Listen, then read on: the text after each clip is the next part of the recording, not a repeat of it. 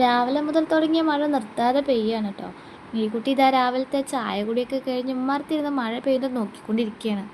ആ കാഴ്ച കണ്ടപ്പോൾ എനിക്ക് വല്ലാത്തൊരു വിഷമം തോന്നി. കാരണം ഞാനും ഒരിക്കൽ ഇങ്ങനെ തന്നെ ആയിരുന്നു. മഴ കൊണ്ടാൽ പനി പിടിക്കും, മഴയത്ത് കളിച്ച് തല്ല് കിട്ടും. ഈ പേടികൾക്കിടയിൽ എത്ര മഴക്കാലങ്ങൾ കടന്നുപോയിന്നറിയോ?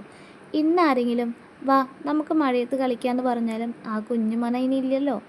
മഴയിൽ ഓടിച്ചാടി നടക്കാനും വെള്ളക്കെട്ടിൽ കാൽ നനയ്ക്കാനും തോണി ഒഴുക്കാനും മഴത്തുള്ളികളെ എന്നെ കയ്യിൽ പിടിച്ച് കളിക്കാനൊക്കെ ഏറ്റവും മനോഹരമായ സമയം നമ്മുടെ കുട്ടിക്കാലം തന്നെയാണ്. അതുകൊണ്ട് എനിക്ക് കിട്ടാതെ പോയ ചില കുഞ്ഞിക്കാല ഓർമ്മകൾ പേടിപ്പിച്ച് അകറ്റി നിർത്തുന്നതിന് പകരം സുരക്ഷയോടെ മഴയെ ആസ്വദിക്കാനുള്ള അവസരം എൻ്റെ മീക്കുട്ടിക്ക് ഞാൻ സമ്മാനിക്കണം തീരുമാനിച്ചു. മഴയിൽ കളിക്കുന്നത് വെറും ഒരു കളി മാത്രമല്ല.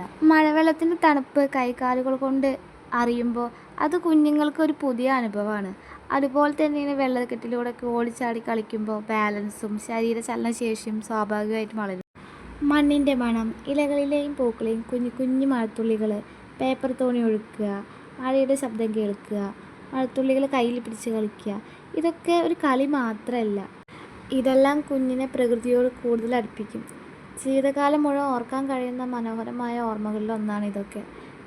പക്ഷേ ഒരു കാര്യം മാത്രം മറക്കരുത്, ഇടിമിന്നലുള്ള സമയത്തോ മലിനജലത്തിലോ ഒരിക്കലും കുഞ്ഞിനെ കളിക്കാൻ അനുവദിക്കരുത്. കളി കഴിഞ്ഞാൽ ഉണങ്ങിയ തുണി കൊണ്ട് ദേഹം നന്നായി തുടച്ചു കൊടുക്കണം. കുട്ടിക്കാലം ഒരിക്കൽ മാത്രമേ വരൂ. നമുക്ക് നഷ്ടമായത് നമ്മുടെ കുഞ്ഞുങ്ങൾക്ക് നഷ്ടമാകാതിരിക്കട്ടെ.